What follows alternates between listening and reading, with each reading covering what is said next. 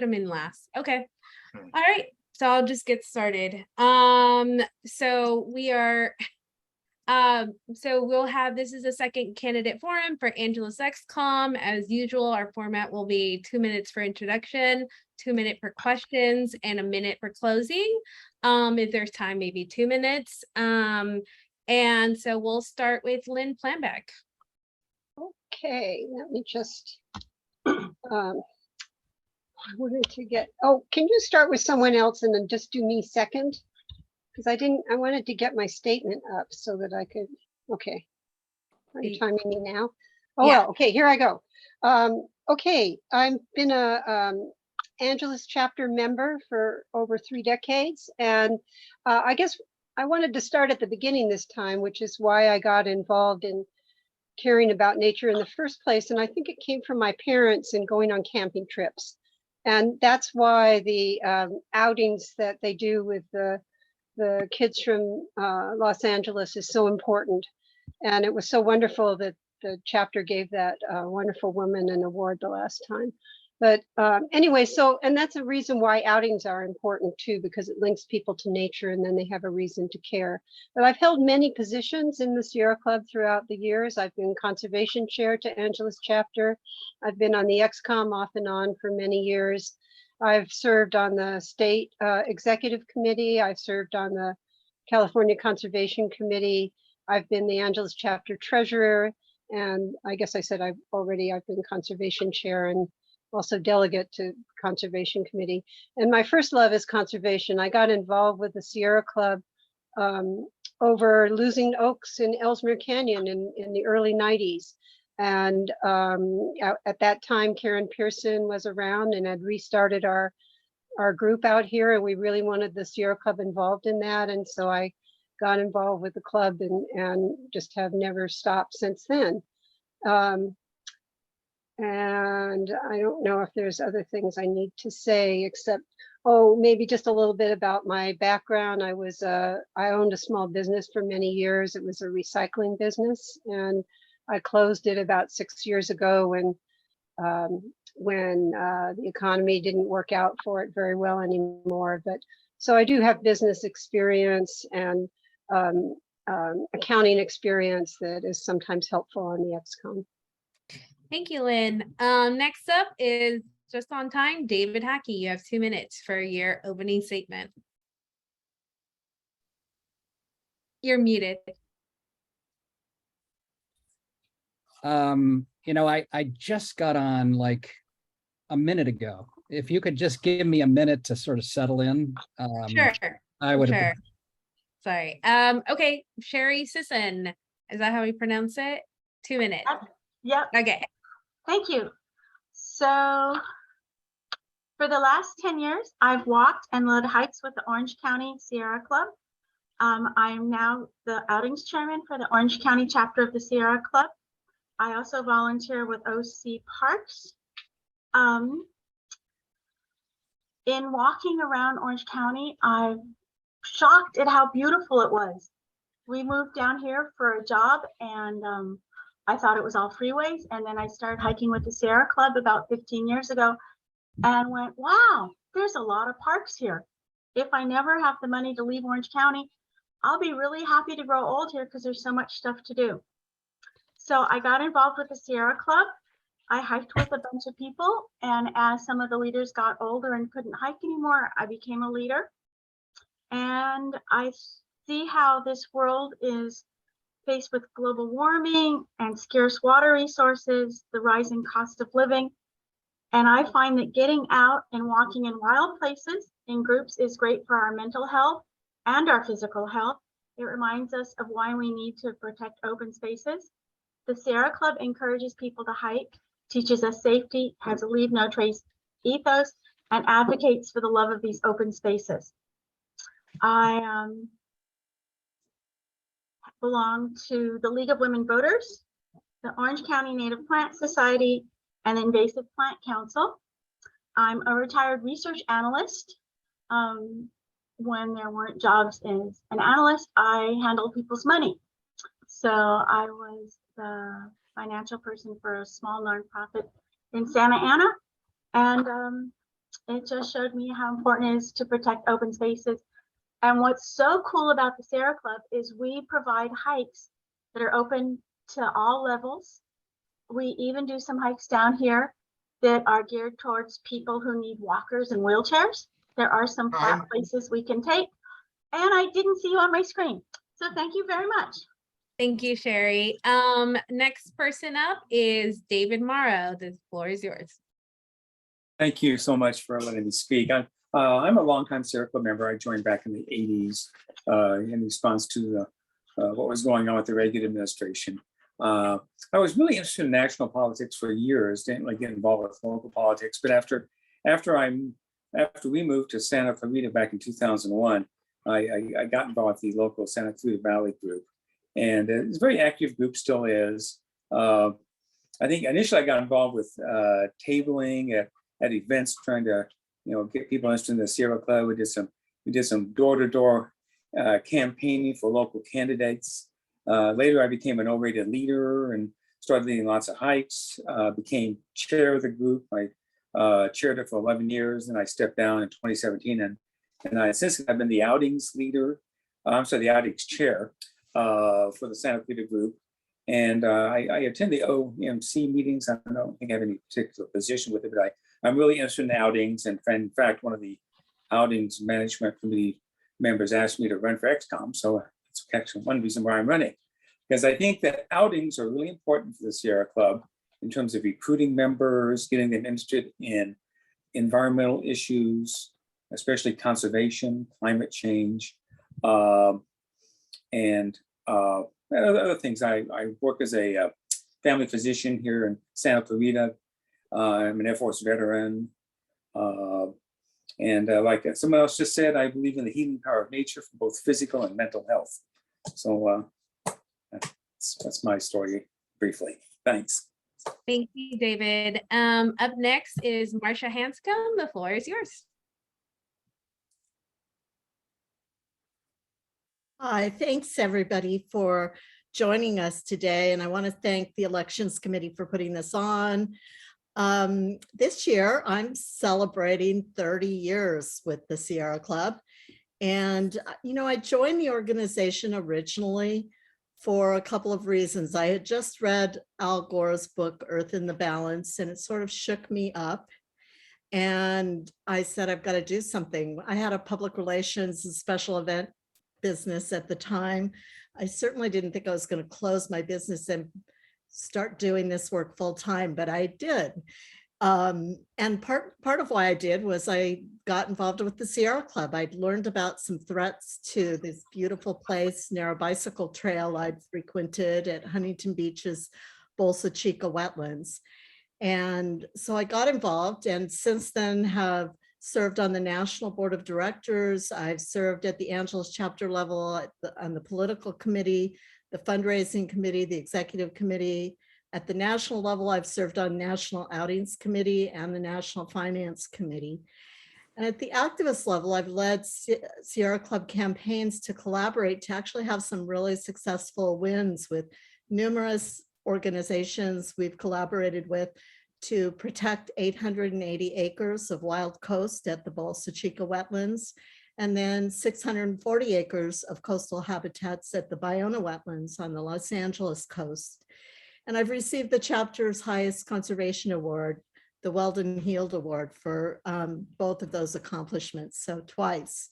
And my strong voice is needed on the Sierra Club Angeles chapter ExCom. We do a lot of work to make sure our fiduciary responsibilities are handled there, but we are in the midst of the sixth mass extinction. And we're also in a climate crisis, so more later. Thank you. And next up, David Hackey. You have 2 minutes. The floor is yours. All right. Thank you so much. I've been enjoying hearing about everybody's longevity with the Sierra Club. I actually grew up on the west side of LA and got involved with the Sierra Club about 50 years ago, which is kind of scary. I participated in a service trip as a teenager in the Eastern Sierra and really fell in love with caring for our wild places, and being outdoors and really serving the outdoor community. I'm a physician. I'm a life member of the Sierra Club. I serve as the chair of the West Los Angeles group. I'm an O-rated outings leader and have led hundreds of hikes in the Santa Monica Mountains. In terms of my conservation work, I lead the Clean Break team, which had a breakthrough victory in last year when Culver City stood up to the oil industry and told them to get out of the Inglewood oil field. And since then, that victory has led to both the city and county taking actions to move in the same direction and end urban oil drilling in Los Angeles. So I'm very proud of all that work. In 2017, I received the Phil Bernays Service Plaque, a great honor from the Angeles chapter. And last year, I was very grateful and honored to receive the William E. Colby Volunteer Leadership Award from the National Sierra Club, honoring leadership, dedication, and service. I served on the Angeles chapter's executive committee back in 2010 to 2013 and was the vice chair in 2013. I would be honored to have your vote in this election. Thank you. Thank you, David. Our next person is Kinkinji. You have the floor, 2 minutes. Thank you, Marlene, and everyone. My name is Kinkinji, and I'm a neurologist by trade and training. I'm also still practicing neurology part-time as a teleneurologist and a concierge neurologist. My history started back in 2005 and 2006 when there was accidental release of neurotoxins such as methane and hydrogen sulfide into our Culver Crest community. I then joined the Citizens Coalition for a Safe Community and did online health studies to see what the adverse outcomes were for folks living within a 3-mile perimeter of the oil field.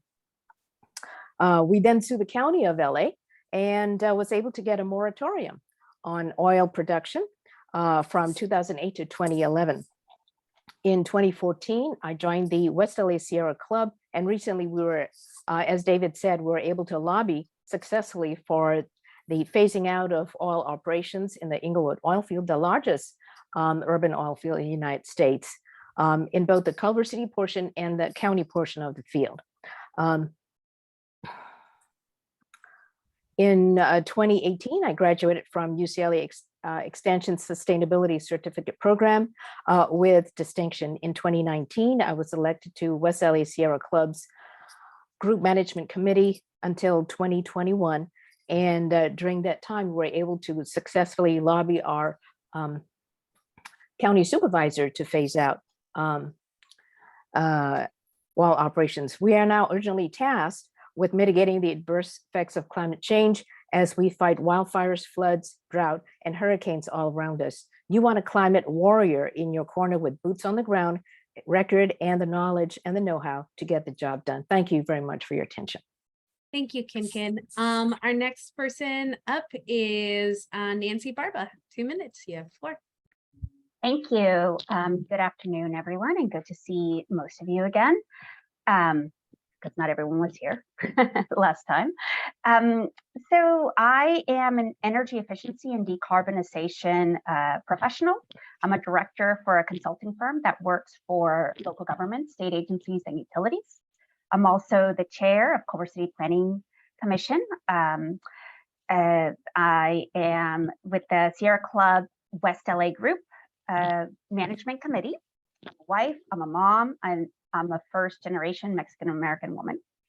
I bring lots of lived experience to stakeholder and community engagement in all of the roles that I'm part of. I strive to listen so people will share what's important to them and their needs, and I strive to speak so people will listen. As an organizer with Culver City for More Homes, a grassroots group committed to creating housing growth in job-rich, transit-rich, and high-opportunity communities such as the one I live in, Culver City. I advocate for equitable housing opportunities for everyone. I serve, as I said, in the Sierra Club West LA Group And there I've had the honor of supporting a watershed health and sustainability in the area via project at a nearby community college, West LA.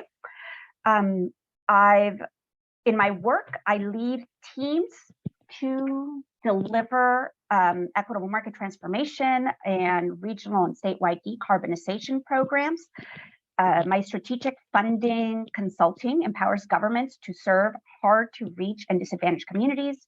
And I've helped bring resources from the national, state, and local level to those that I partner with. Thank you. Thank you. Our next person is Diana Pena. The 2 minutes, the floor is yours. Thank you so much. Can y'all hear me? Yeah, okay, thank you. So hi everyone, my name is Diana Pena. I'm really grateful to be here with such great company. I appreciate everyone who's tuning in on a Saturday afternoon. And also just want to give special thanks to our hosts. Thank you so much for having us and for such great hosting so far. So I first got involved with the Sierra Club by attending climate rallies while I was in college. But then in 2017, I joined my first committee, which was the Orange County Political Committee, because I work in Orange County and meetings were strictly in person at the time. And so those were the meetings that were accessible to me. Plus, I really was looking for a home for my political activism since I do work for a 501c3. And so I really, just wanted to get more involved. So that was a good place for me. And really felt welcome there and have since become more involved with the club and the chapter.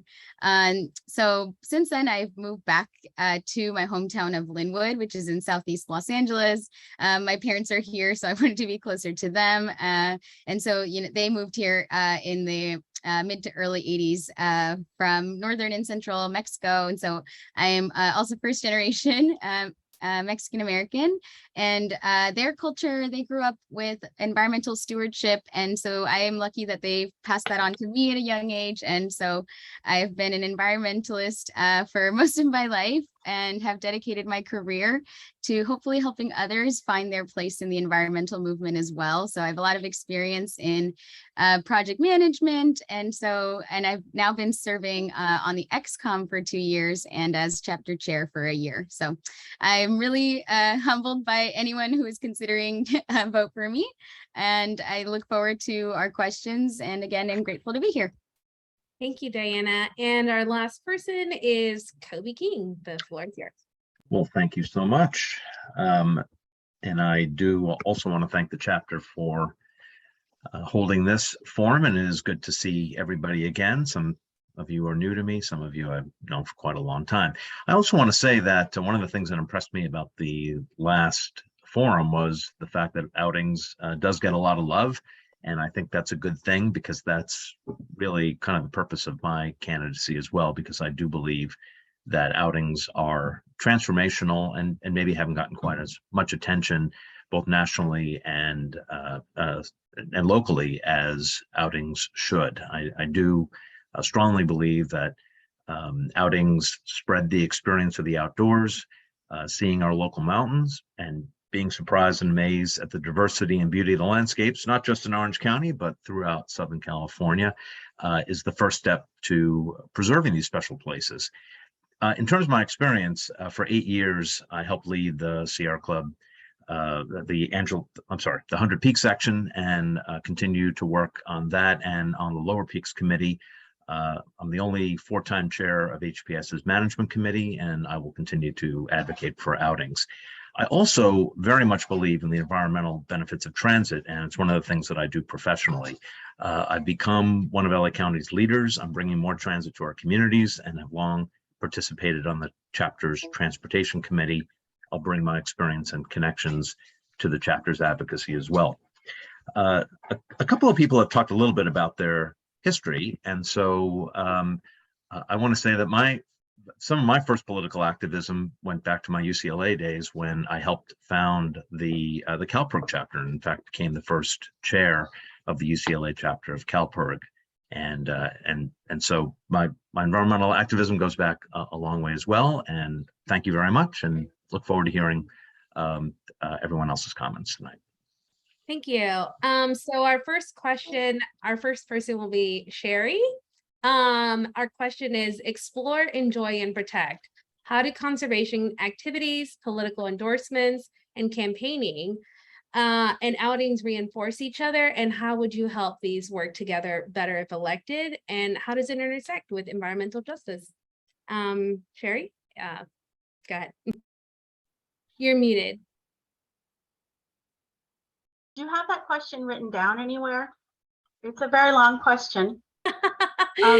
Yeah, so basically, what are the intersectionalities of conservation, political endorsements, and campaigning, and outings, and how do they reinforce each other? And how would you help these work together if elected? And how do they intersect with environmental justice?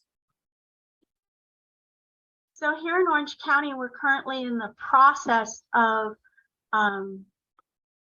reviewing candidates to give endorsements for the coming election in November. And so we're looking at candidates that have meaningful value and want to work with the environment, to protect the environment, to sustain the environment, and that working for conservation allows us to have an environment to enjoy. That Orange County has seen an amazing amount of development in the last 40 years. Probably for the last 100 years, it's amazing to look at a map and see how little there was 100 years ago. And so pretty much most of the county has been developed within the last, or at least South County in the last 20 years. There are issues with environmental justice in terms of a lot of the heavy industry is up in the northern county, which was developed in earlier times with less stringent zoning regulations of who can live, how close you can live to places that are not very nice. South County, which is newer and better represented, better funded, because the county appropriates money based on voters. And the South County has a higher voter registration amount than the North County and is generally more affluent and wider and newer housing. So there are issues of economic justice down here. I'm sure you have the same problems in LA. A lot of parts of LA make the news for their environmental problems. And so it's really useful to hold our elected officials Accountable, sure. accountable. Yeah, David, I don't see you on my screen, so I never know when the end is coming. So No. maybe, This is the 10-second warning. Yeah. okay, well, I don't see your face. You don't show up on my screen. So if maybe Marlene could wave when it gets close. Okay, sure. Yeah. we'll Thank do you. that. Yeah, thank you, Sherry. Our next person is Lynn Planback. Same question.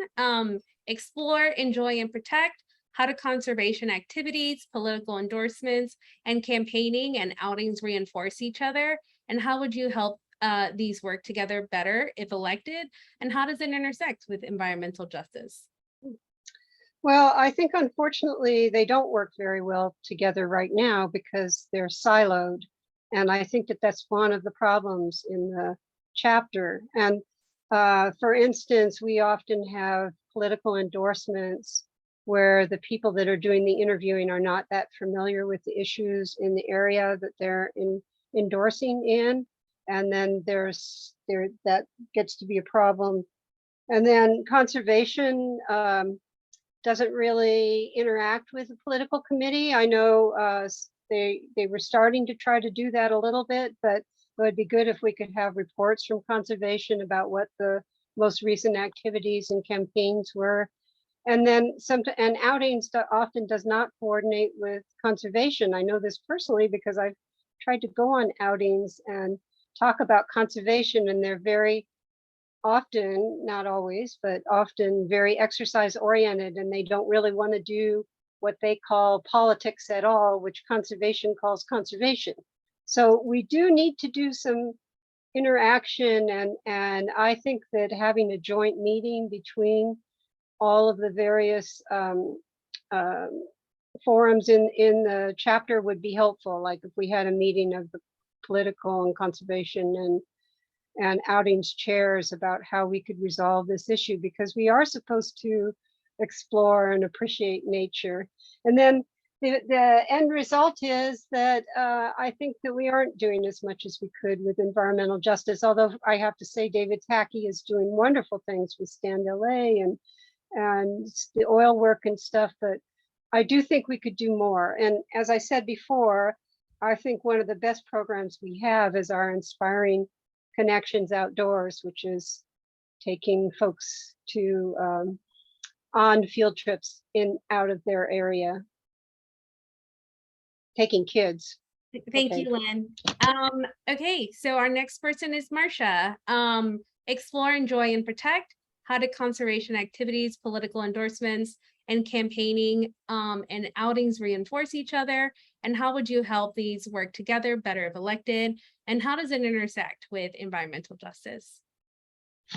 And so I agree with some of the problems that Lynn has pointed out. And it's helped me to think about what are some of the solutions, because we are siloed off. I'd like to suggest that if I'm elected, I will push our executive committee and our leadership to have at least 2 forums in every year where we bring the leadership of all 3 of those entities together, because we don't have enough communication. We'll hear from somebody who's in charge of conservation or someone who's in charge of political, but the whole team everybody needs to be meeting together. For instance, the Jemez principles, which I know are talked about a lot, and we read them even a lot at our conservation committee meetings. I don't think anybody at the political committee has really talked about them. And I don't know about outings, but the Jemez principles are kind of the core of our environmental justice program. And I think that we need to, maybe we even need to be giving out a set of those principles to every candidate that we question for endorsements. So I think that, we need to do better at bringing all those things together. And if we are in communication with each other, we'll be able to learn from each other and provide information about how things can be done better. So I do think we need more time together of all these various silos, and environmental justice means more than, maybe we need to even change our name of conservation to stewardship. That came up at a Native American Land Rights Alliance meeting the Sierra Club National put on today. And so there's a lot we need to do. Thank you, Marcia. Our next person is Nancy. Explore, enjoy, and protect. How do conservation activities, political endorsements, and campaigning and outings reinforce each other? And how would you help these work together better if elected? And how does it intersect with environmental justice? The floor is yours, Nancy. Thank you. So I will say, not to repeat myself, but to go back what I said in the last forum, I don't know any other kind of environmentalism that is not intersectional. And I stand with that. The reason we are, a political entity and it's related to outings and environmental justice is because we need to listen to those that are not typically, whose needs are not typically addressed in the environmental sphere. I think outings are the way we build community with all the people we're trying to engage, both existing members and new members that we are trying to bring in. And the organizing and the political endorsements, it is how largely Sierra Club stays relevant and current. So I think they're very much all interconnected. Environmental justice is only possible if we are engaging those communities that we want to serve and we are fully listening and addressing their needs. And I understand that we are also trying to preserve nature, but I think we need to do that in consideration of the people most impacted by the environmental harm that has basically come to be the norm in our capitalist system. So again, intersectionality of all those issues, it's critical, and it is in the way we build community and who we organize with and the candidates that we choose to endorse. Thank you. Thank you, Nancy. Our next person is Kobe. Explore, enjoy, and protect how do conservation activities, political endorsements, and campaigning and outings reinforce each other? And how would you help these work together better if elected? And how does it intersect with environmental justice? The floor is yours. Thanks. I think I would have been pretty surprised to hear anybody today say that these things are not interrelated to each other and don't reinforce each other, because it's obvious that they do. And so the question really, to me, is not so much whether they interrelate, but how we can continue to reinforce the various goals among the different silos, as a couple of people have put them. I agree with Marsha and Lynn that one of the things that we should be doing is kind of meeting together more, so that the various, whether it's conservation and outings and the political committee, all kind of get to know each other and understand what they're all trying to do, so that they do not only reinforce each other, but in fact, potentially impact each other in terms of the emphasis. I also share Lynn's concern that sometimes outings are really just people just want to get out there and they don't want to hear about, so-called politics. But part of our mission is to do politics, and the best outings leaders figure out how to work it in somehow without being, depending on the situation, too in your face. One of the things that I think, and I've never been on ExCom, so maybe what I'm saying is just completely crazy, but it seems to me that one of the purposes of ExCom is to serve as that place where these things get melded together. If ExCom is going to create policy for the chapter, perhaps ExCom ought to be hearing from the leaders on these various committees at meetings, so that we can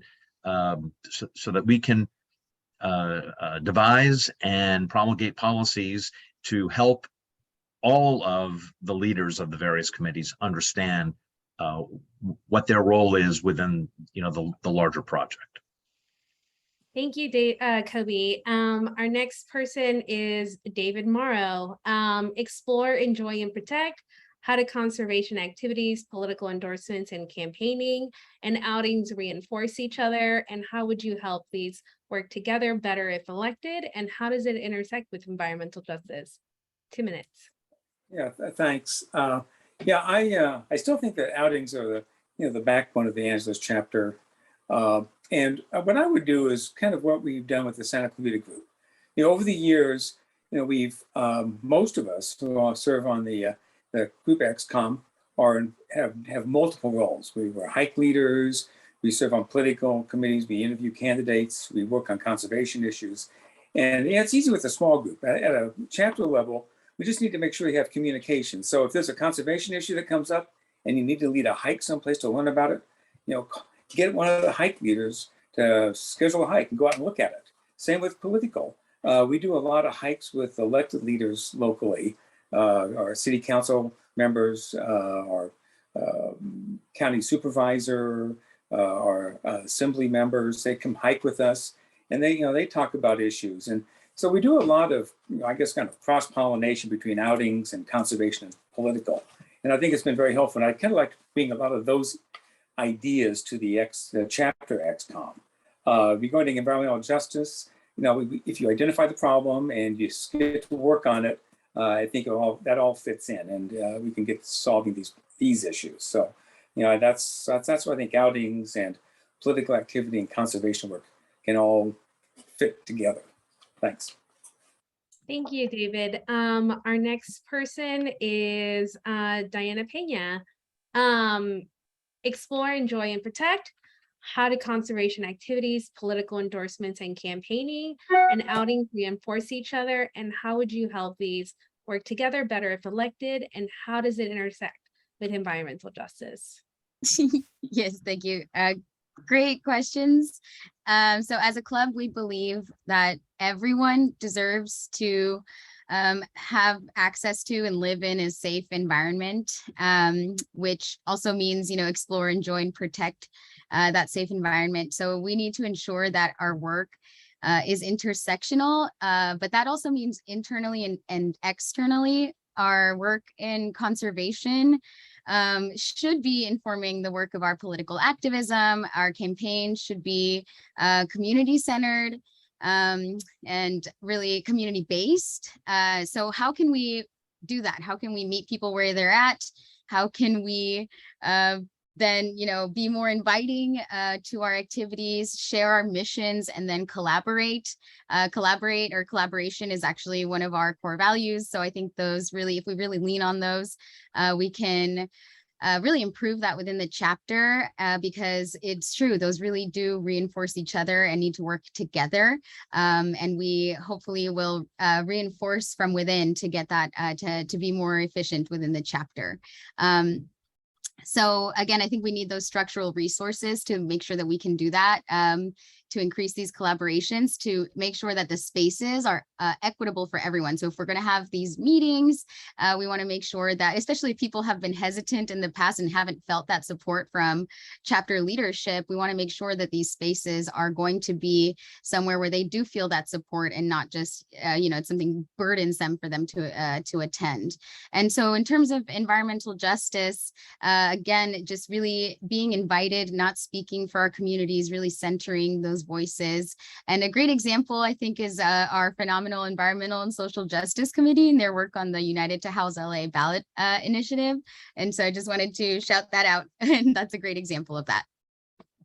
Thank you, Diana. Our next person is David Hackey. Same question: explore, enjoy, and protect. How do conservation activities, political endorsements, and campaigning and outings reinforce each other? And how would you help these work together better if elected? How does it intersect with environmental justice? 2 minutes. Unmuting, there we go. Yeah, I've actually really enjoyed hearing everybody's thoughts on this. Sierra Club's a unique organization in that it does try to do, all these different things, from conservation to political to outings. It is a very big tent with lots of different kinds of people involved. And I do think that the executive committee is a great place for this kind of intersectionality to happen. To build community. I've been heard Nancy Barba's answer about this importance of intersectionality. I have a radical suggestion here, which is that I would love to see more of our chapter executive committees actually go on outings. But not just to participate, but to join with, to create community with the outings community within the chapter in the design of the outing, so that it's very intentional. Let me give you an example. So you heard about the largest urban oil field in the country is the Inglewood oil field. There's an amazing park sitting right next to this oil field called Kenneth Hahn State Recreation Area. And so Clean Break has organized outings in that park. And we go up to the top of the hill and we can have this sort of spectacular view of the Martian landscape, which is the Inglewood oil field. And we get to see the homes of the people that live immediately adjacent to that oil field. So there are lots of opportunities in LA and Orange County to create this community. Thank you, David. Our next person is Kenji. Same question. Explore, enjoy, and protect. How do conservation activities, political endorsements, and campaigning and outings reinforce each other? And how would you help these work together better if elected? And how does it intersect with environmental justice? 2 minutes. The floor is yours. Okay, thank you, Marlene. I think that just to pick up on what David just said, I led one of the city hikes last year for the Angeles chapter, which is designed to raise funds for the Angeles chapter, as well as bring awareness to the environmental injustice that we are experiencing in our environment. So basically, we went from BHSO, Baldwin Hills Scenic Overlook in Culver City, and then hiked all the way through Blair Hills on to the pedestrian bridge over La Cienega and to the Kenneth Hunt Park. And we were able to demonstrate the ancestral home of the Native Americans who used to live there. And juxtaposed to that, you have the environmental injustice going on with the pipelines emanating from the Inglewood oil field. And then when you cross over to the Kenneth Hunt Park, you also see culmination of what happens when all of that is juxtaposed with Mother Nature's creations.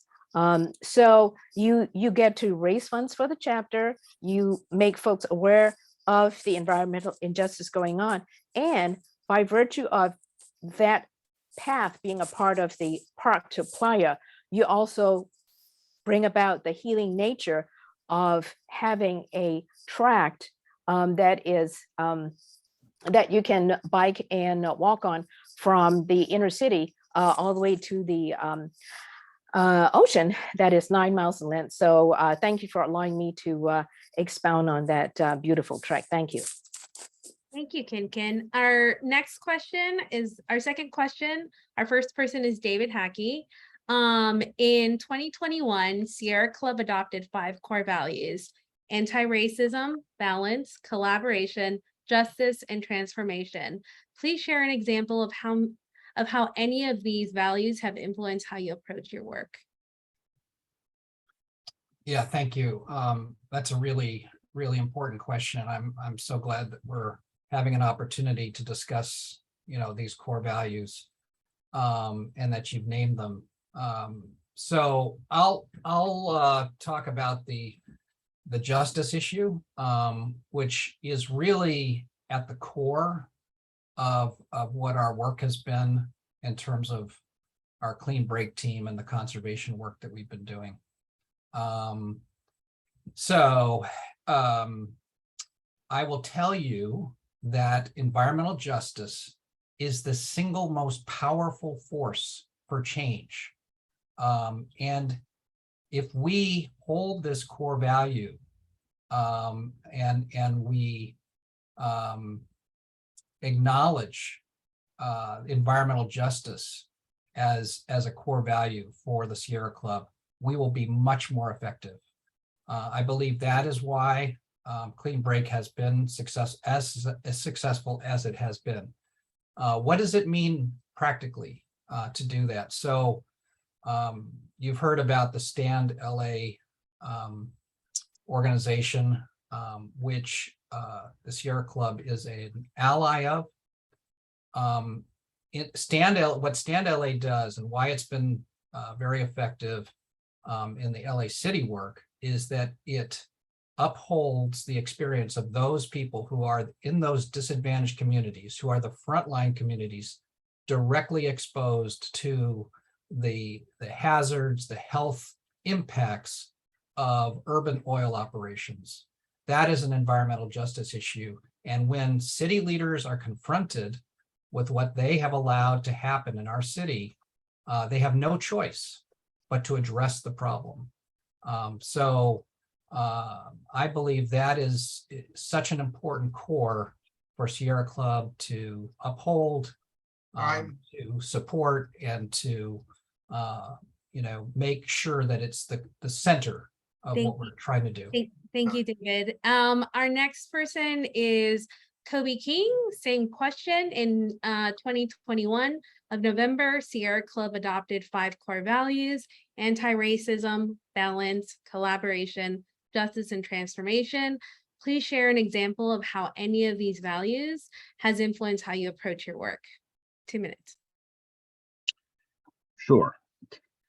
I mean, these are great values, obviously, and deeply believe in all of them. I would say where it has probably manifested my work over the last 20 or 30 years is in my work with the Democratic Party. The party, while I know obviously Sierra Club is a nonpartisan organization, here in California, though, there's a pretty big partisan divide, I think, between the kinds of candidates that we support and the kinds that we don't, and frankly, how you get stuff done in California, which is such a leader in environmental issues. But the party really is a place where a lot of these values that the Sierra Club has formally adopted are really put into practice. And my role as chair of the Rules Committee is to provide that balance, to provide a place where all voices are welcome and where the policy of the party is put into place and put into action. Also, in my role as the head of voter protection, which I have done now for more than a quarter century, it has always seemed to me that if you want to make sure that these values can be translated into public policy and into action, you have to start by making sure that we elect the kinds of people who are going to do that, who are going to change the laws, who are going to put into place the kinds of policies that allow all this to happen. And where that starts, especially on our side of the aisle, is making sure that everybody has the right to vote and that everybody is able to vote as easily as possible. And I've devoted a big chunk of my life to doing exactly that. Thank you, Kobe. Our next person is Marcia Hanscom. In November 2021, Sierra Club adopted 5 core values: anti-racism, balance, collaboration, justice, and transformation. Please share an example of how any of these values have influenced how you approach your work. The floor is yours. Thank you. It's a great question. And it's these values I don't think have been talked about enough in our chapter, and we need to do more of that. You know, when I started working on preserving the Bolsa Chica wetlands, one of the things that I learned first off from this wonderful person who's one of the founders of the Bolsa Chica Land Trust, Flossie Horgan, was I watched how she worked to make sure collaboration was at the center of everything we did, all of our groups that worked there. And the most important one, I think, has stayed with me, and that was collaboration with the indigenous community there, the indigenous tribal leaders. I worked very closely with Vera Rocha and also the leaders of the Juaneño tribe there. And it's so interesting because I learned so much from listening to them. And I think that we need to do more listening to, particularly to indigenous wisdom, that we need desperately in this culture if we're going to make the changes we need to keep human life and other life going on this planet. And that stayed with me to the point where still in the work I do on the Los Angeles coast here, I work with and attempt to bring in the voices of the indigenous tribal leaders, and more than anything, again, to listen to them. Not just the collaboration, meaning we're not just going to have them as, you know, part of our group, but their group is just as important as ours, and we're collaborating. True collaboration, meaning we're all equal in this. And so that's what I think, you know, really we ought to focus on more, and has been a great gift in the work I do. Thank you, Marcia. Our next person is Sherry Sisson. In November 2021, Sierra Club adopted 5 core values: anti-racism, balance, collaboration, justice, and transformation. Please share an example of how any one of these values has influenced how you approach your work. So the value I'm going to talk about is collaboration. In Orange County, we have 4 different Sierra Club chapters. and we split Rio Hondo with UNLA.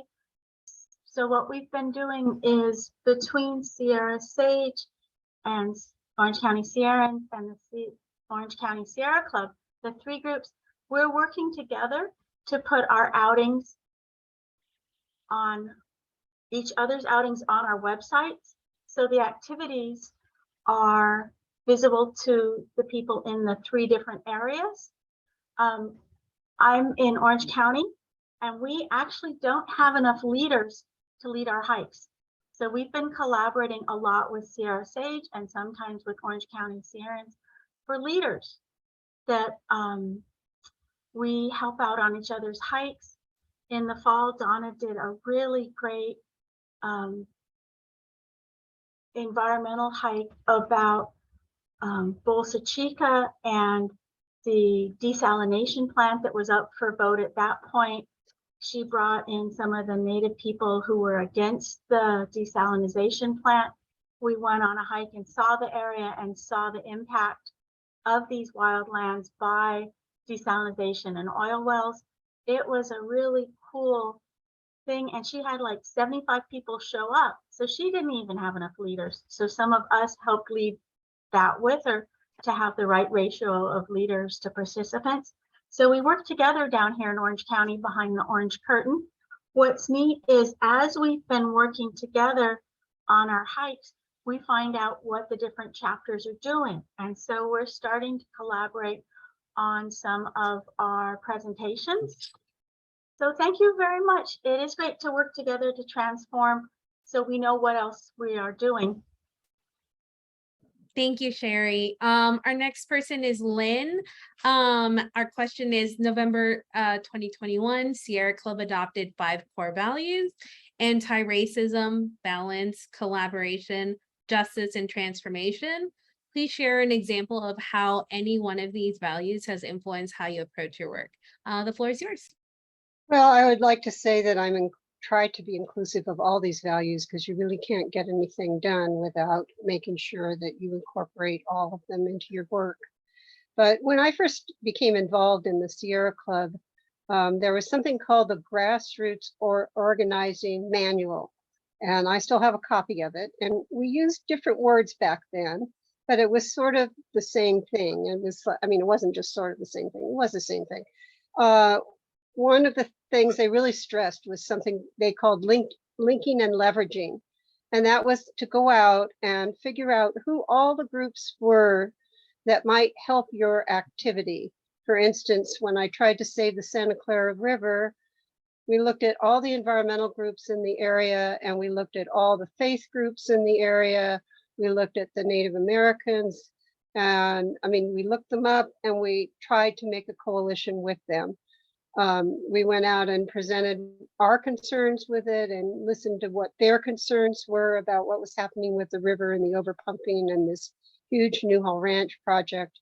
And when we ended up going to court, we had 5 different groups on it, and it was a very broad group. It was Native Americans, and it was the Friends of the Santa Clara River. We had some city groups on originally. So, and it's very successful when you can do that. We did have a big success. I mean, we fought that project for 15 years. They're starting to build it now, but we really achieved enormous changes in the project. And another example of work I've done is trying to stop the Chiquita Canyon landfill, both the first time it was expanded in 1998 and the second time more recently working with the local community, which was over 50% Hispanic and Spanish speaking. And the first thing we did was to go in and just kind of give them like information about how the process worked. But then we worked with Time's them up, please. to get notification in Spanish. Thank you, Lynn. Our next person is Kinkinji. In November of 2021, Sierra Club adopted 5 core values: anti-racism, balance, collaboration, justice, and transformation. Please share an example of how any one of these values has influenced how you approach your work. The floor is yours. Thank you, Marlene. As chair of the Southern California chapter of ADA, American for Democratic Actions, environmental committee, we've worked with folks in environmental justice throughout the county. An example would be that in the South Bay area, folks have been fighting the storage of butane in huge tanks that have been around for at least 50 years. And we have been highlighting the problem at our Earth Day symposium every year. So that's an example of how we work collaboratively. Also, as a member of the Culver City Women's Club and Heart of LA Democratic Club, we are always collaborating with women who are in social justice, economic justice in these clubs as elbow to elbow as a collaborator. So those were the examples of where we deal with the interface of environmental, social justice together. So those would be examples of where I've collaborated with folks across the spectrum. Thank you. Thank you, Kinkin. Our next person is David Morrow. In November of 2021, Sierra Club adopted 5 core values: anti-racism, balance, collaboration, justice, and transformation. Please share an example of how any one of these values has influenced how you approach your work. The floor is yours. Well, thank you. I think the word that comes to mind when I think of these 5 core values is empathy. And I think the Sierra Club needs to have a lot more empathy, because we tend to have arguments among ourselves maybe too often about how to get things done. And in my work, I see people from all walks of life. I have seniors on meager fixed incomes who live in trailer parks with intermittent loss of their electricity and water outages. And I even take care of vice presidents of companies, and I treat them all the same. And I respect them all. I have people from all political viewpoints, and the ones that I don't agree with, I treat them just the same as I do with people I agree with. And I guess that's called justice. And I think if we spent more time thinking about those things, I think we can accomplish a lot more. So I think it's pretty straightforward. So I'll leave it at that. Thank you. Thank you, David. Our next person is Nancy Barba. In November of 2021, Sierra Club adopted 5 core values: anti-racism, balance, collaboration, justice, and transformation. Please share an example of how any one of these values has influenced how you approach your work. The floor is yours. Thank you. I think I'm going to focus on anti-racism and transformation. These 2 values inform what my work that I do, my day job, and they also completely inform my organizing. So when it comes to anti-racism, it's really shifting power to the people whose needs are not met, and away from white supremacy and the systems that surround us that are completely based on white supremacy. And transformation for me looks like giving people the resources, understanding that we need investing in disadvantaged communities and hard to reach communities, and those that have not gained access to historical opportunities. So such as enjoying the nature that we all love through Outings, such as enjoying the resources that we need. And David Eisenberg, I'm not seeing the clock. Sorry. Yeah, I'm sorry. We have a minute left. Okay, Oops. thank you. We all want to listen, but it's really about centering and handing over the torch of power to those that haven't historically had it. So I think that anti-racism and transformation is only going to happen if we center and lift up those voices that haven't been at the table. And we encourage them to have a safe and welcome environment that could happen. I do this by trying to focus most of our resources and our hiring practices. I have a team of 20 people, and I really try to focus on recruiting and giving opportunities to those that haven't had them historically.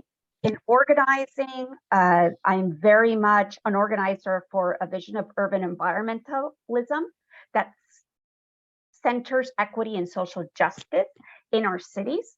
So how do we do dedicated bus lanes and more pedestrian and bike-friendly infrastructure? Thank you. Okay. Thank you. I'd like to remind all candidates, please do not push any of the buttons in the Q&A. It makes them impossible to manage. Do not type answers or answer live. Thank you. Thank you, David. Our next. David, can you sit up a little closer or have less of a background, because the signs are down on your tummy and we don't see them as presenters. Thank you, Sherry. I'll count it down so you have it. Thank you, Sherry.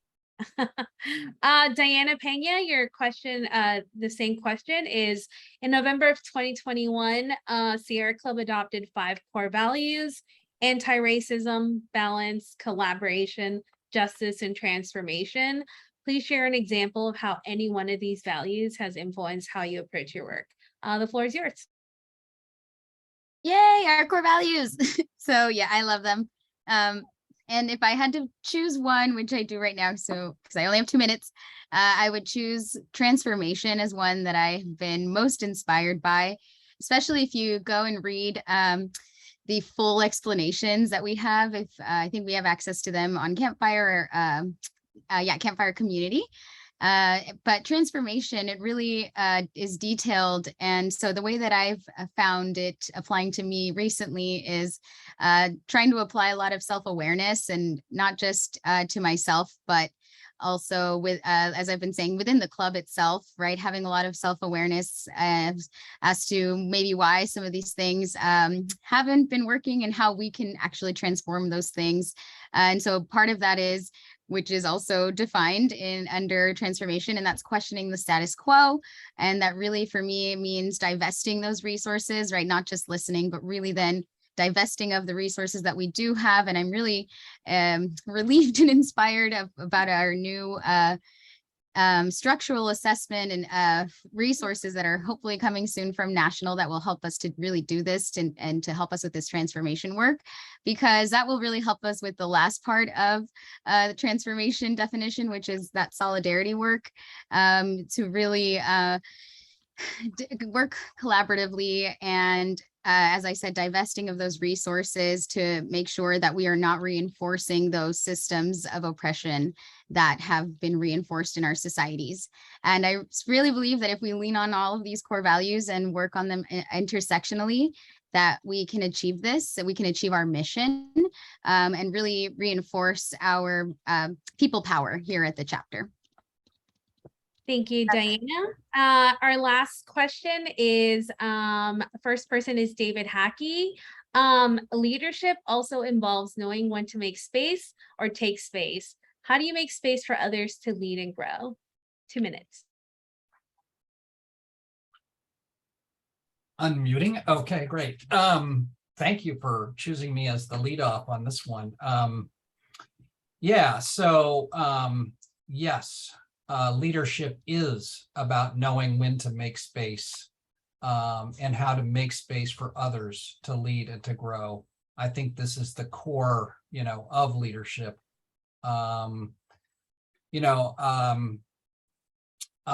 Just as an example, I'll go again to the example of Stand LA.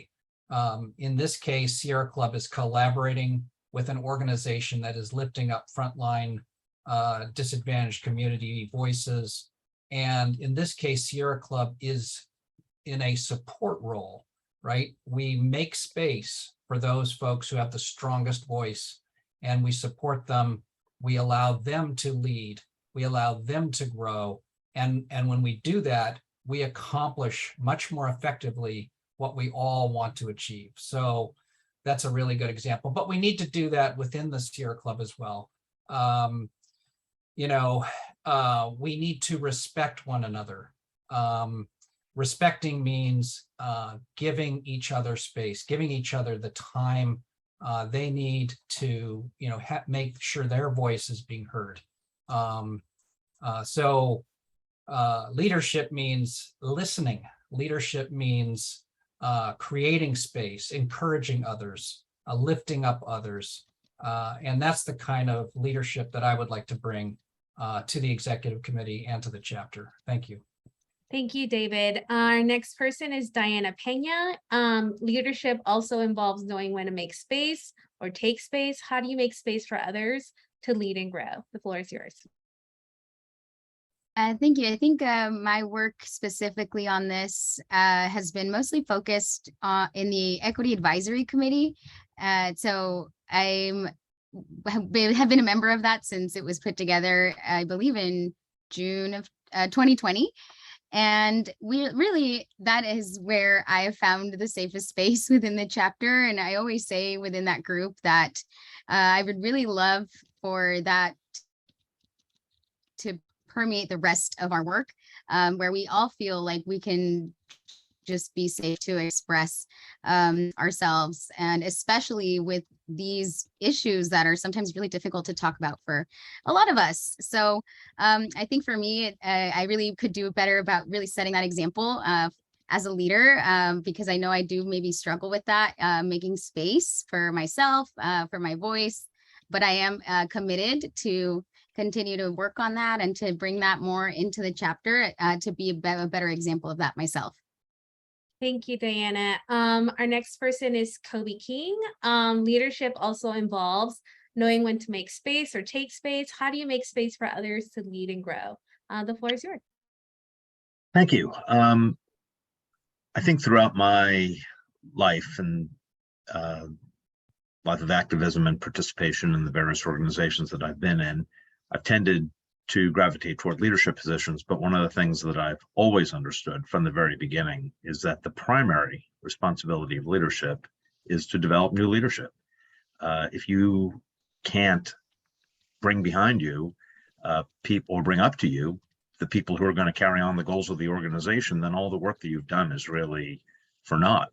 And so that's something that I've always focused on. And I would say that the primary ways that I have focused on that is through mentorship. Mentorship is a two-way street, is what I have found in my life. It partly people reaching out to me and looking for guidance or looking for help. And that's, I mean, I've tried, no matter how busy I am, to always make time for people, to always meet with them, to always provide advice, and to always provide as much guidance as possible, and to provide opportunities to be leaders. The other thing is maybe a little more controversial, but I also think it's really important for leaders to identify leaders proactively, to identify talent, to see that people sometimes look. We all know we're involved. We know that there's a lot of people who think very highly of themselves, and that's great. But it's also very important to identify those who have a lot of potential and to bring them out of their shell if possible, and to give them voices as well. And so I think that, again, developing leadership, it couldn't be more important. It's something that I always do strive to do. Thank you, Kobe. Our next person is Sherry. Leadership always also involves knowing when to make space or take space. How do you make space for others to lead and grow? The floor is yours. Thank you. So I am the Outings chair for Orange County, and I make sure there's a hike every Wednesday through our season from September to May. And what I found was half our leaders retired during COVID. They got a dog, they got older, they got busy, they moved away. And so what I did is on our hikes, would announce that we need more leaders to continue. And the people that had talent, like Kobe said, I walked up to the people that were always good with the maps and were on time, and suggested that they would make awesome leaders. And we had some people that did the training, which was kind of hard. And it took a while to find out that they were actually leaders. There's It was a little harder to become a leader than I had anticipated. It would be nice if Angela's chapter got back to people with how they're doing, but it worked. And so the way I support our new leaders is I go on their hikes as a participant. And I just stand in the back until it gets harder or something comes up. And if they ask me a question, I'm there. But if they don't ask a question, I just hike along with them and have a beautiful day. That there's a lot of bringing new leaders in is a lot like parenting. You're there a lot in the background and you look for opportunities and you make sure that when things happen, the new people feel supported. And it's really good to have all the incident report forms should something happen, to know where the first aid is, which hospitals are nearby. It's useful to have that sort of knowledge of what's 2 or 3 levels down should it happen. And I see your red tag. Thanks, David. Thank you, Sherry. Our next person is Kinkin. Leadership also involves knowing when to make space or take space. How do you make space for others to lead and grow? The floor is yours. Thanks, Marlene. I think that, we all have an opportunity to learn from each other, whether we're in a leadership position or whether we're in a follower position. I think if we establish a more egalitarian type of power structure instead of the traditional hierarchical model, which most of us grew up in. So I think that my leadership style has been described as more of a facilitator rather than a hierarchical model of leadership, where you get to sit back and learn from everybody. And that way everybody gets to exchange information, learn something that the other person knows, but they don't. So I've always promoted that type of situation. And moving forward, I would always promote that type of learning situation in the future. So I think that would be my answer to sharing power and making transformational change as an ExCom member of Sierra Club. So thank you for your attention. Thank you, Kinkin. Our next person is Lynn Planback. Same question. Leadership also involves knowing when to make space or take space. How do you make space for others to lead and grow? The floor is yours.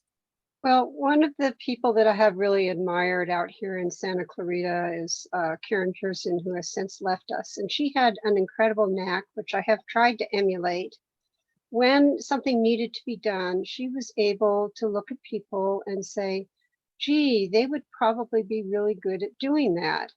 And then asking them if they would, and then helping them get it accomplished if they agreed to get accomplished. So that's the way I have tried to create new leaders and get people involved in conservation. But also the other part of it is we need to be more welcoming. And I think the Sierra Club is a big organization and a bureaucratic organization. And so one of the ways I've always felt that I could be helpful was to guide people through the bureaucracy and act as a mentor of some of our past history and how we got things done, and some of the ways of getting things done in the future if you want to get them done. And so I think that I could be helpful in that area. But additionally, to being welcoming is we have to remember to say thank you, and we have to remember to laud people for the incredible things they've done. Nothing would get accomplished by any of one of us as individuals. So it's really important when things are accomplished that we sing the person's praises and raise them up and make them feel important and supported.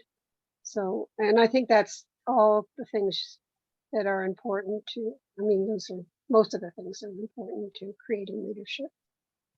Thank you, Lynn. Our next person is Marcia Hanscom. Leadership also involves knowing when to make space or take space. How do you make space for others to lead and grow? The floor is yours, Marcia. So almost 2 years ago, when our executive committee was approving the the conservation outings and political leaders for the year, I noticed there was climate action team with no one's name there. And of course, we're in a climate emergency. And I'm saying, why don't we have someone? Well, no one's quite sure. This person's not sure. And so I decided to take that on as a challenge. And I looked outside of the club to someone I knew the club, but was not involved, and who is a big climate leader and who hails from Colombia and who represents well both the Latino and Black communities. She actually ran for city council from her area. And that's Ora Vasquez. And I persuaded Ora to join the club, to get involved. I did all the things we had to do because we have a big bureaucracy to get that climate action team approved with her as chair. Actually, she was co-chair with someone at the time. And she has been doing amazing work there. And she also apparently felt empowered enough to run for higher office. And last year she was elected to join the executive committee. And I believe her voice is very much needed and appreciated there. Another person who was elected last year at large is Steve Dunwoody. And when he and I were both elected as members of the steering committee of the executive committee. And at those steering committee meetings, I would notice that he was sort of shy. Maybe that was it. I don't know, but he didn't speak up as much as the others of us. So every time I've been in a meeting with him, I have asked him his opinion on things, because I don't feel like we're doing that enough when we welcome one of the few Black people who's been elected into our leadership, and we aren't asking him his opinion. We're missing out. So that's one of the things, one of the ways we can make space for others.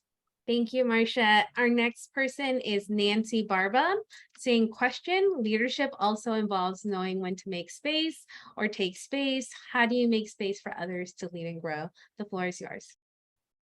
Thank you. I'd like to start by reading one of my favorite quotes on leadership, and I regularly read this at conferences. Leadership is about making others better as a result of your presence and making sure that impact lasts in your absence. So to me, leadership is all about making space and room.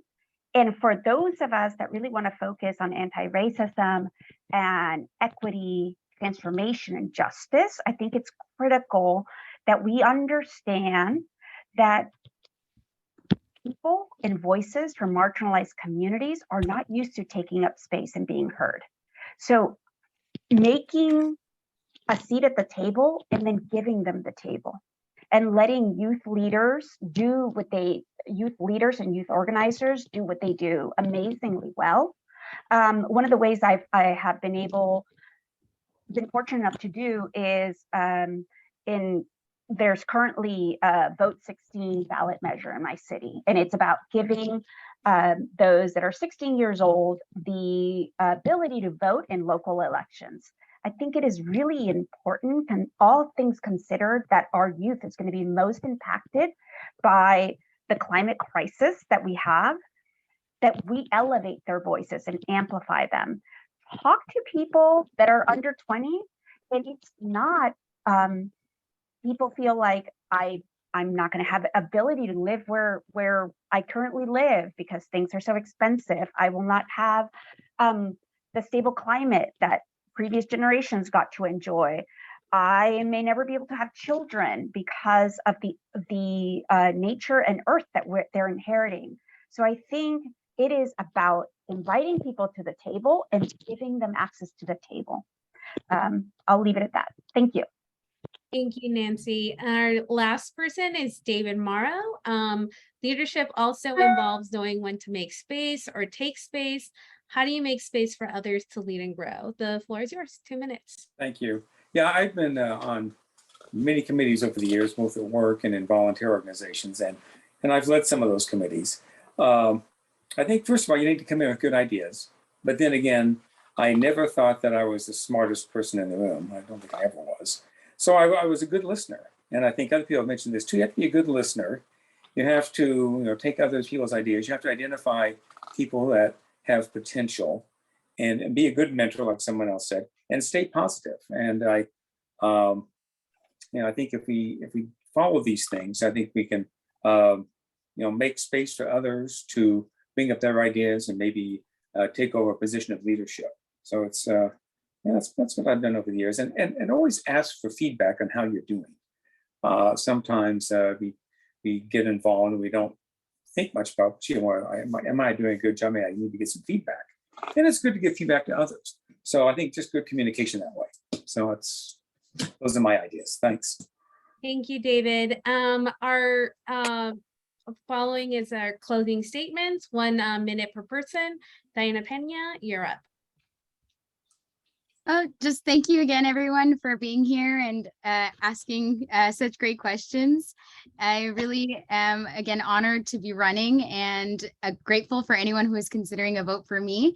As I've been chair for the past year, I have been learning so much more. I know I haven't been doing this quite as long as maybe some of the other candidates here, but I feel like the last 2 years have really been a crash course in this. And I really would appreciate trying to preserve that continuity by making sure that I can continue to work on all of the things that I've been working on, including things on hiring committees and on the fundraising committee, the equity advisory committee, and really bringing that to the ExCom leadership and centering that. So thank you all again for your consideration and your time, and I hope you all have a great rest of your weekend.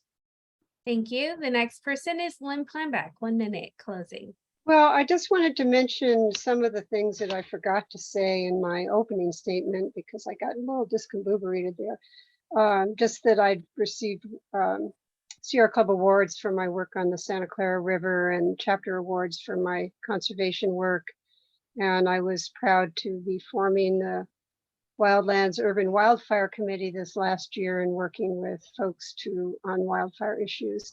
And if I'm elected again, I want to really work on this issue of making sure that conservation issues permeates the other parts of our chapter, the political and the outings, and vice versa, that they are incorporated into conservation and that we work more collaboratively with each other.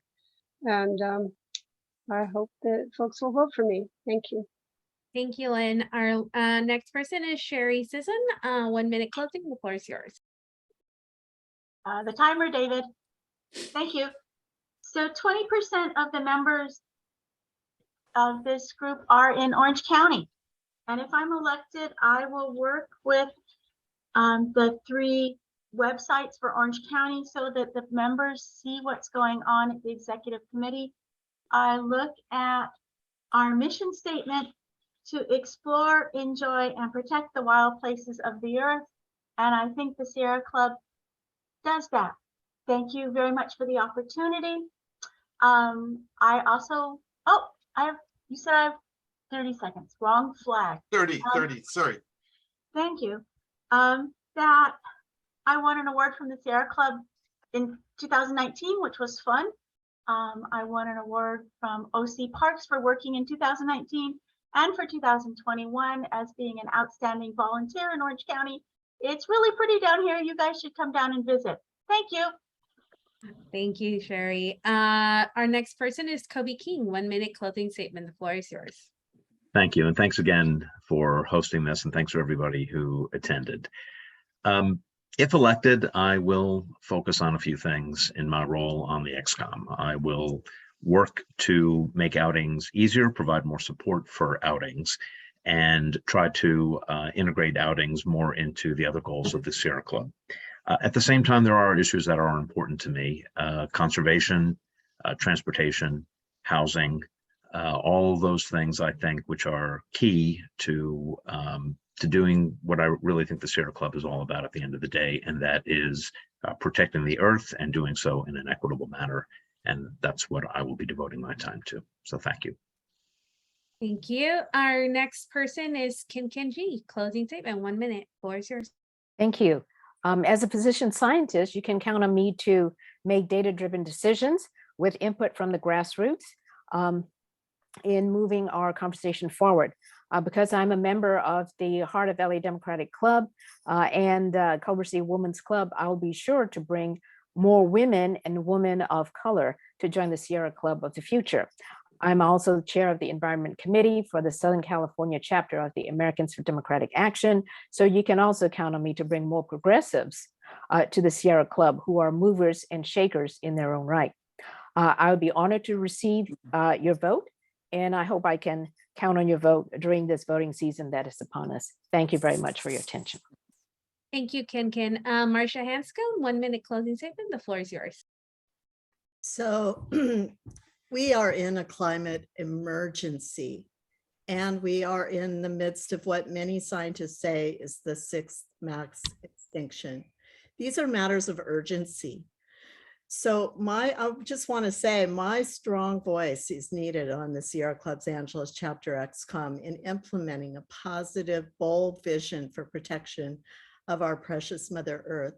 I'm a reliable voice for public lands and wildlife preservation, for environmental and social justice, for fossil fuel reduction and furtherance of climate change relief, and urban nature protection, as well as a very strong outings program that is not distracted by some of the sometimes unclear and unneeded things that the national puts upon us. So please vote for me if you want a strong voice at the chapter for these things. Thank you. Thank you, Marcia. Our next person is David Hackey. 1 minute closing. The floor is yours. All right, thank you. Yeah, so the reason I'm running for the Angeles chapter's executive committee is because the next few years will be the most important and challenging that our communities and our world will be facing. The chapter has the opportunity to harness the tremendous energy of a much broader coalition of environmental leaders, young people, people of color, people from marginalized communities, working with members of the Sierra Club community. I'll give a shout out to Yvonne Watson and her Environmental and Social Justice Committee. It's time for us to come together to find meaningful and effective solutions that work for everyone, to make space for others to lead and to grow, to build community and collaboration between conservation, political, and outings. I have a long history of success in my Sierra Club work, and I will continue to work with others to help them become successful. I would be honored and grateful to receive your support in this election. Thank you. Thank you. Next person is David Morrow. You have a minute of closing statement. The floor is yours. Well, thank you very much. I'd like to thank the Angeles chapter for hosting this event this afternoon. I'm amazed how strong this field of candidates is. And there's some things I can bring to the table. Like I have a long history of working outings with the Sierra Club, leading several hundred hikes over the last 17, 18 years. I have experience with the political committee in Santa Clarita, worked with conservation, membership. So I have a lot of experience in various parts of our organization that I can bring to the ExCom, the chapter ExCom. So I really would appreciate your support. Thank you. Thank you, David. Our last person is Nancy Barba. You have a minute of closing statement. The floor is yours. Thank you. I'd like to start by saying I recognize all the anti-racist and transformational work that Sierra Club has done in recent years and really would love to build upon that work. This ExCom race is about power. It's about who has that power and which needs and whose needs they get to center. There's been plenty of writings that detail the history of environmental advocacy and exclusionary politics and how those have been intertwined. Our founder, John Muir, felt a union with animals and plants, but his characterizations of Native Americans and non-white peoples were much less paternalistic. Please vote for people that will center the needs that are closest to climate change and environmental harm. I appreciate this opportunity and I'm thankful to be here with you. Thank you. Thank you. And that concludes our candidate forum. For more information, check out our website for Angela's chapter. And David, do you have any last words? Yes, yeah, I want to thank all the candidates who spent a total of 3 hours plus time before in these forums, and you all have made our choices very difficult, which is a good thing for the club, that we have so many people, that we have 10 of you that are willing to put your time, and it is a time commitment to everybody. So thank you for coming. You know, we had the Q&A. The Q&A, you know, we could only answer 3 questions because of the time it takes to answer the questions. But I will forward all of the questions that were asked.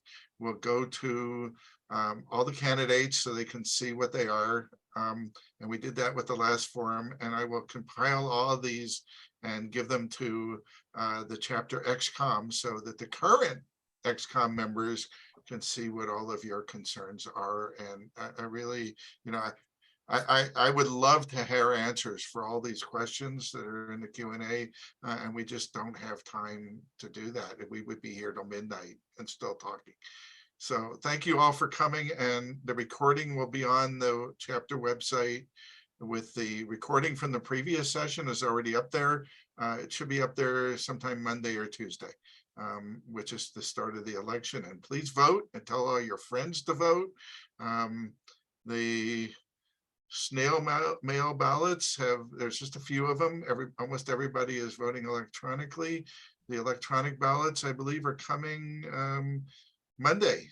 You should check your email to see that. If you don't get an electronic ballot, make sure you contact the chapter office, and we send that information to you. So thank you all very much, and thank you all of you who came in and signed in and listened. Bye. Bye. Have a good day. Bye. Thank